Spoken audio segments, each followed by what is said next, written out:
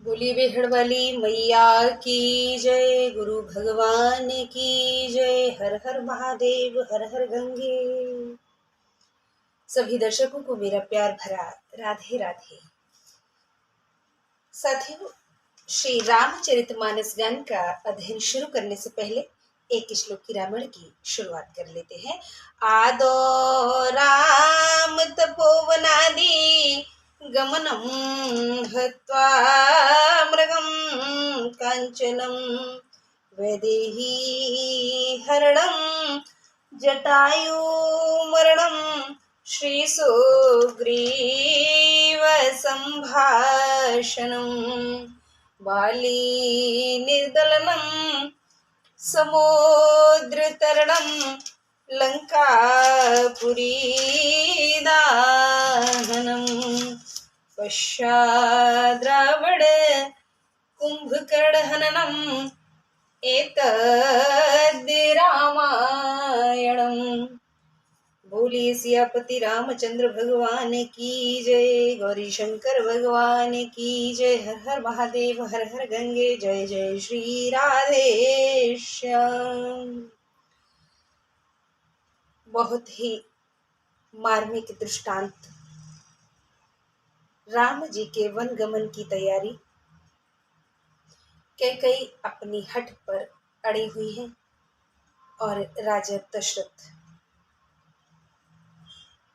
उसकी जिद के आगे ऐसे परास्त हुए हैं, वो अपने नेत्र नहीं खोलना चाहते।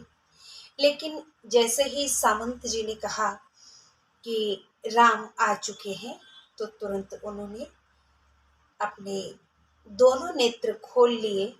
राम जी उनके चरणों में जैसे गिर पड़ते हैं, अर्थात चरण वंदन करते हैं पिताश्री का, उन्हें सीने से लगाकर बार बार रोने लगे हैं। कैकेयी के हट के आगे कुछ चलता नहीं है। दशरथ जी मजबूर हैं और राम जी बस आज्ञा पाना चाहते हैं कि बस मुझे तो आज्ञा दे दीजिए। माता और पिता दोनों की आज्ञा शिरोधार्य करके मैं वन को प्रस्थान कर जाऊंगा। गोस्वामी जी लिख रहे हैं कि चंदु चवे बरु अनल कन सुधा होए विषतूल सपन्यों कबौ न करहि किछु भरत राम प्रतिकूल। चंद्रमा से चाहे आग की चिंगारियां गिरने लगे, अमृत चाहे विष के समान हो जाए, परंतु भरत जी रामचंद्र जी के विरुद्ध सपने में भी कुछ अनिष्ट नहीं सोचेंगे, ऐसा विश्वास है अवधपुर की जनता का, और जो सटीक भी है। ऐसा ही विश्वास हम लोगों को कायम करना चाहिए दूसरों के दिलों में अपने प्रति। इसके लिए बहुत कुछ करना पड़ता है, बहुत कुछ त्याग करना पड़ता है, अनुशासन में जीवन को जीना पड़ता है। अनुशासित जो नियमित जीवन है उसे हमें जीना पड़ता है। इसीलिए स्टूडेंट तरक्की कर जाते हैं, क्योंकि उनका जो जीवन होता है वह अनुशासित होता है।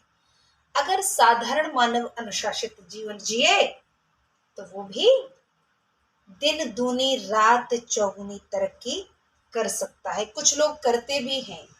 विद्यार्थी देखिए, कक्षा 1 से बढ़ करके आगे डिग्रियां तक लेते हैं, अच्छी सर्विसें पाते हैं, अच्छे बिजनेस स्टार्ट करते हैं। किस लिए?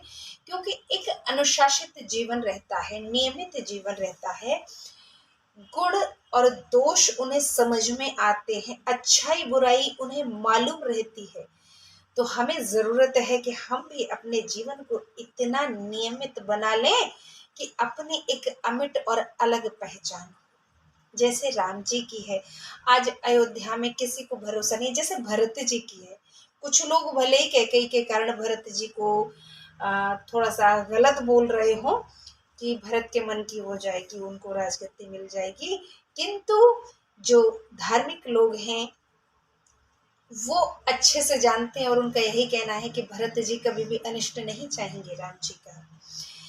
एक विधाते दूषण देही सुधा दिखाए दीन विषुजेही घर भरु नगर सोचु सब काहू, दुसह दाहु उर मिटा उछाहू।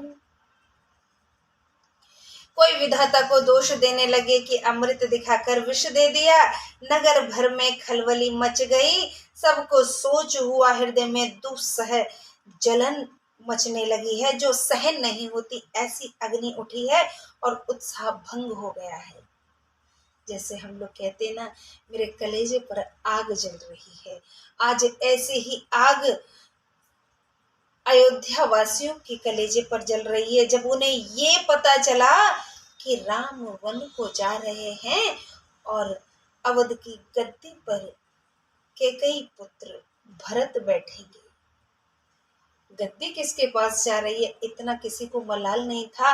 राम के वन जाने को लेकर के लोग हतोत्साहित हो गए, इतने दुखी हो गए, सिर धुनने लगे हैं, पछताने लगे हैं कि विधाता ने ये क्या कर डाला, अमृत दिखा करके विष का प्याला दे डाला। गोस्वामी जी लिख रहे हैं कि वे प्रबधु कुल मान्य जठेरी, जे प्रिय परम कैकेयी केरी, लगी देन सिख सीलु सराही, बचन बान सम लागहि ताही। ब्राह्मण स्त्रियां, कुल में मान्य बड़ी बूढ़ी स्त्रियां और जो कोई कैकेयी को बहुत प्यारी थी, वे उनके स्वभाव की बड़ाई करके उसे समझाने लगी, परंतु उनके वचन उसको बाण के समाने लगते हैं। कैकेयी जिन्हें पसंद किया करती थी, वो सभी स्त्रियां कैकेयी को आज समझाने के लिए आई हैं कि कैकेयी अपना फैसला बदल लो, क्योंकि इसे और कोई नहीं टाल सकता, यहाँ तक कि विधाता भी नहीं टाल सकते। आज इस होनी को आप अनहोनी कर सकती हो, आप अपना फैसला बदल लो, कुछ और मांग लो। अरे राजगद्दी तुम्हें चाहिए भरत के लिए, ले लो, एटलीस्ट राम को वन तो मत भेजो। लेकिन कैकेयी अपने वचन पर दृढ़ थी, उसने अपना वचन नहीं बदला और अपनी हठ से टस से मस नहीं हुई है। आज कबहु न कियहु सवत आरेसु, प्रीति प्रतीति जान सब देसु, कौसल्या अब काह बिगारा, तुम जेहि लागी वज्रपुर पारा। तुमको कभी सौतिया डाह नहीं किया, परस्पर प्रेम विश्वास को सारा देश जानता है। अब कौशल्या ने क्या बिगाड़ा कि उनके कारण तुमने सारे नगर में वज्र गिरा दिया है। तुम्हें लगता है कि तुम कौशल्या से दुश्मनी तान रही हो, कौशल्या को नीचा दिखाओगी, तो ये तुम्हारी गलत फहमी है कैकेयी। तुमने तो पूरे अवध वासियों पर वज्र गिराया है। क्षमा कीजिए। लोगों का कहना था कि तुमने कौशल्या को नीचा नहीं दिखाया, तुमने अवध के नर नारियों से उनका सुख छीन लिया है। सिय के पिय संगु परिहरिहि, लखनु की रहहि धाम, राज की भूजब भरतपुर, नृप की जिये बिनु राम। क्या सीता जी पति का साथ छोड़ सकेंगी? क्या लक्ष्मण जी घर में रह सकेंगे? क्या भरत जी अयोध्यापुरी का राज्य करेंगे? और क्या राजा बिना राजा राम के जी सकेंगे? अस विचारी उर छाड़हु को, शोक कलंक कोठि जने होहु, भरत अवसि देहु जुबराजू, कानन काह राम कर काजू। ऐसा विचार कर हृदय से क्रोध को दूर करो और शोक व कलंक की ढेरी मत बनो। भरत जी को अवश्य युवराज बनाओ, परंतु रामचंद्र जी को वन में क्या काम है? राम को वन भेजने का क्या औचित्य है तुम्हारा? नाहिन राम राज के भूखे, धर्म धुरी न विषय रस सूखे, गुर गृह बसहु राम तज गेहूं, नृप सन असवर दूसर लेहूं। रामचंद्र जी राज्य के भूखे नहीं है, वे धर्म धुरंधर और सांसारिक सुखों से उदासीन है। इस पर भी तुम्हारी शंका दूर ना हो तो घर छोड़कर राम गुरु के घर में वास करें, यह दूसरा वर राजा से मांग लो। आज अवध की जनता भी अनुनय विनय कर रही है कैकई से कि कैकई वन में ही क्यों जाए राम, राम गुरुदेव के घर पे रह सकते हैं।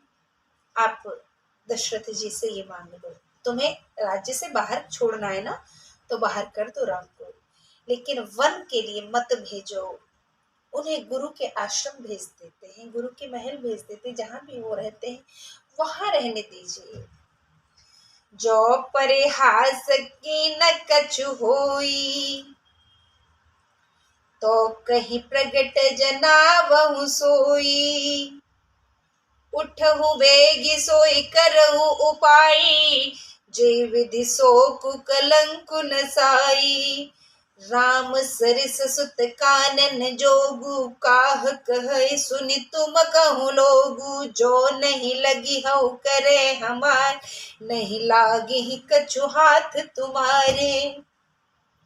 क्या राम सरी के पुत्र वन के योग्य हैं, ये सुनकर तुमको क्या कहेंगे? हमारा कहा नहीं मानोगी तो कुछ भी तुम्हारे हाथ न लगेगा।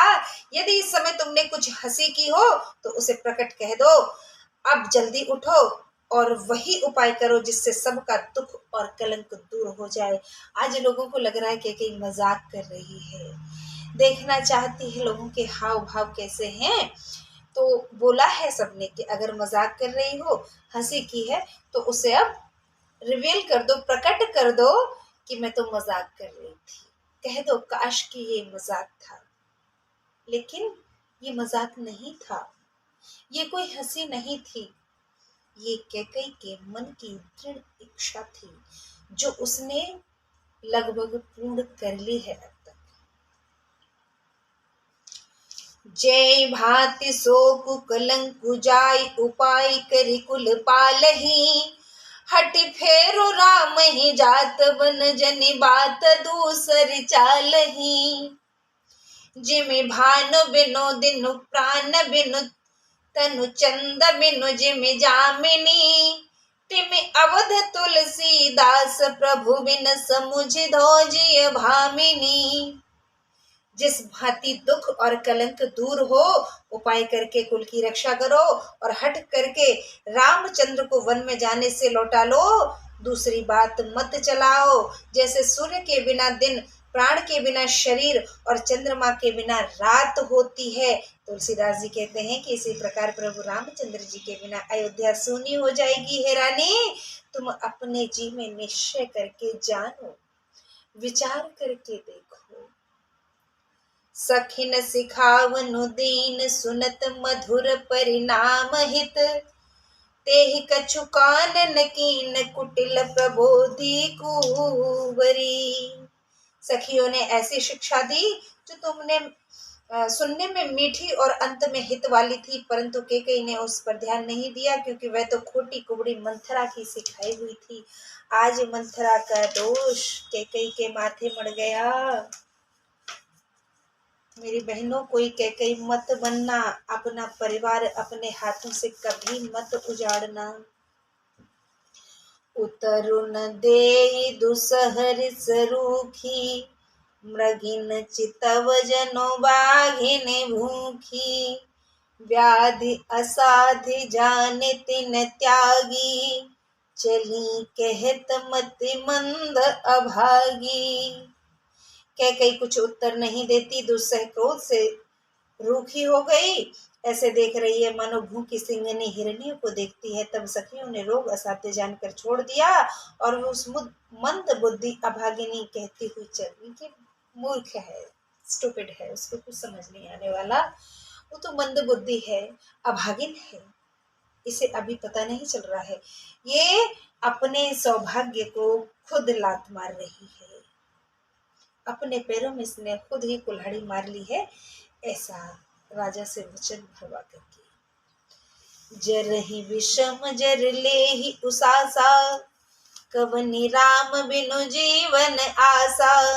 विपुल वियोग प्रजा अकुलानी, जनु जल चरगन सूखत पानी, राज करत यह देव्योई, कीने सियस जस करई न कोई। एहि विधि बिलपहि पुर नर नारी, देहि कुचाले कोटिक गारी। इसकी कुचाल को आज करोड़ों गालियां पड़ रही हैं।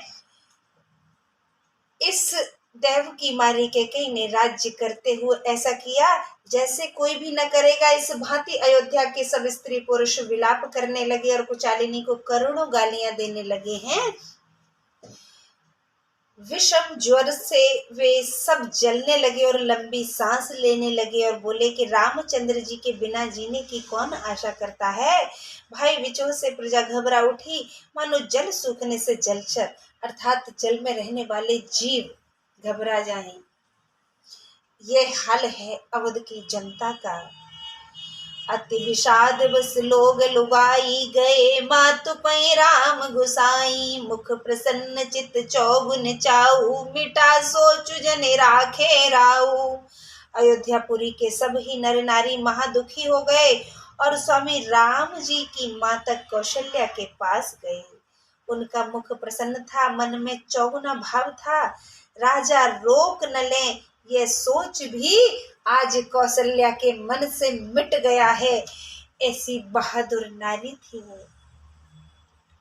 आज कैकेयी ने जो कुछ मांगा है उसके लिए कोई पछतावा, कोई ग्लानि, कोई ईर्ष्या नहीं है मैया कौशल्या को। उनको तो ये सोच है कहीं राजा दशरथ मेरे बेटे को रोक ना ले।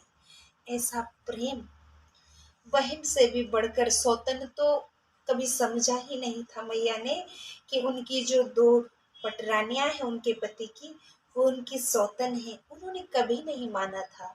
ऐसे विशाल हृदय मैया कौशल्या आज प्रसन्न है जब अवध के लोग उनसे मिलने गए हैं, उनका हाल जानने की कोशिश करने के लिए गए हैं। तो नव गयनु रघुवीर मनु, नव गयंदु रघुवीर मनो, राजु अलान समान। छूट जानिबन गमन सुने, और आनंद अधिकान। रामचंद्र जी नवीन हाथी के समान है और राज्य जंजीर के समान है। जिस जंजीर से ये राज्य बंधा हुआ है आज वो राज्य जंजीर बन गया है राम जी के लिए। राम एक हाथी हैं जो उस राज्य से बंधे हुए हैं। ऐसी कल्पना की है कवि ने। वन को जाना बंधन से छूट जाने के समान, जानकर हृदय में अधिक आनंद छा गया है। अब चूंकि राज्य एक जंजीर के समान है और राम जी एक विशाल काय हाथी के समान है, ऐसी संज्ञा दी गई है। तो जब किसी भी जीव को आप आजाद कर देते हैं, मुक्त कर देते हैं, तो वो प्रशंसित होता है, प्रसन्नता उसके हृदय में उमड़ पड़ती है और वो प्रफुल्लित हो जाता है। आज ऐसी ही कुछ स्थिति राम जी की है कि मैं तो इस दुनियादारी के बंधन से मुक्त हो जाऊंगा, मुझे कोई कष्ट नहीं है माँ, बस आप आज्ञा दे दो पिताजी, आज्ञा दे दो। रघुकुल तिलक जोर दो हाथा, मुदित मातु पद नायो माथा।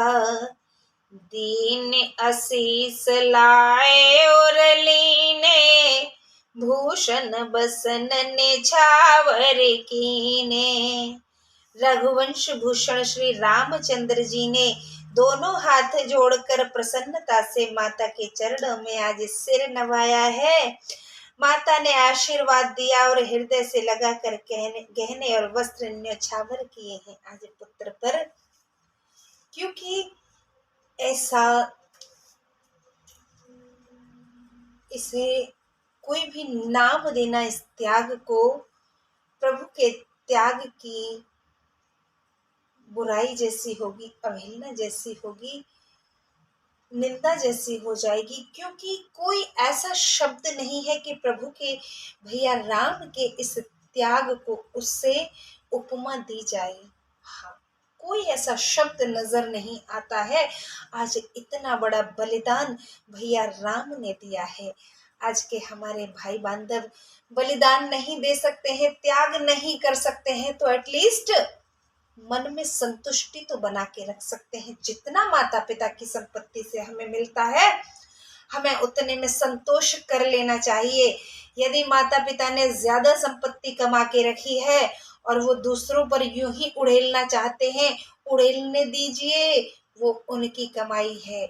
आपको लोभ और लालच करने की आवश्यकता नहीं है।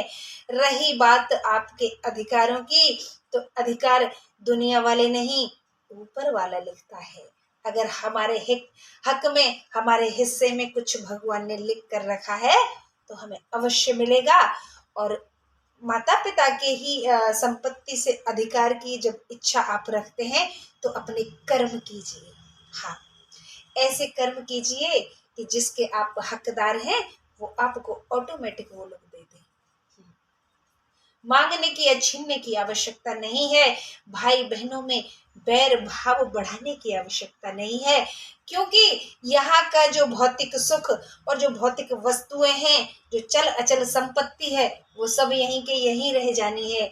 इसलिए प्रभु से स्नेह, अपनी सत्कर्मों की ओर अग्रसर होना और जितना हो सके त्याग की ओर थोड़ा सा अपना मनोभाव बना लेना, ये ऐसे गुण हमें बना के रखने हैं। अपनों से प्रेम करते रहिए और प्रेम के चलते अगर हाथ से कुछ छूट रहा है तो छूट जाने दीजिए, मत मोह करिए। इस जिंदगी का कुछ भरोसा नहीं है, कब कब ये शरीर पंच तत्वों में विलीन हो जाए कुछ पता नहीं है, कब एक मुट्ठी राख बन जाएगा कुछ मालूम नहीं है। आज राम जी ऐसे एग्जाम्पल हैं जिन्हें हर कोई फॉलो नहीं कर सकता, कुछ एक लोग करते हैं जो महान हैं, विद्वान है और महात्मा की ओर अग्रसर हैं। एक रूप में कह सकते हैं वो सच्चे संत हैं। एक सच्चा महात्मा, एक सच्चा संत ही प्रभु राम के आचरण को आत्मसात कर सकता है। बहुत लोग करते हैं, किया है। इस कलयुग में भी बहुत से धर्मात्मा आज भी हैं, जो है उनकी वजह से आज अच्छाई जीवित है। और जो नहीं है वो कथाएं पढ़ करके हम सब अपने पापों से दूर भाग सकते हैं, हमारे पाप हमसे दूर जा सकते हैं। हाँ, दुनियादारी के जो कष्ट हैं वो कम हो सकते हैं। इसलिए प्रभु के आचरण को अगर आत्मसात नहीं कर सकते हो, फॉलो नहीं कर सकते हो, तो भगवान की कथाएं सुन लो, पढ़ लो। हाँ, इससे भी कष्ट कम होता है। आजमा कर देख लो, बहुत आनंद करने वाली होती हैं ये कथाएं। और अब तक जितनों ने सुनी है उनको सबको आनंद की अनुभूति सिर्फ नहीं हुई है, बल्कि उनके पुराने और आगे के जितने भी कष्ट हैं वो सब कट गए हैं। हाँ। बार बार मुख चुंबती माता, नयन नेह जलु पुलकित गाता, गोद राखी पुनि हृदय लगाए, स्त्रवत प्रेम रस पयद सुहाए। माता बार बार मुंह चूमने लगी, आंखों में प्रेमाश्रु भर आए, शरीर पुलकित हो गया, गोद में बिठाकर फिर हृदय से लगाया। प्रेम के मारे माता के स्तनों से दूध टपकने लगा है। आज राम जी की अवस्था करीब 28 वर्ष की है और प्रेमवश जब लाल दूर जा रहा है तो मैया के स्तनों से आज दूध टपकने लगा है। माँ ऊपर से प्रसन्न है,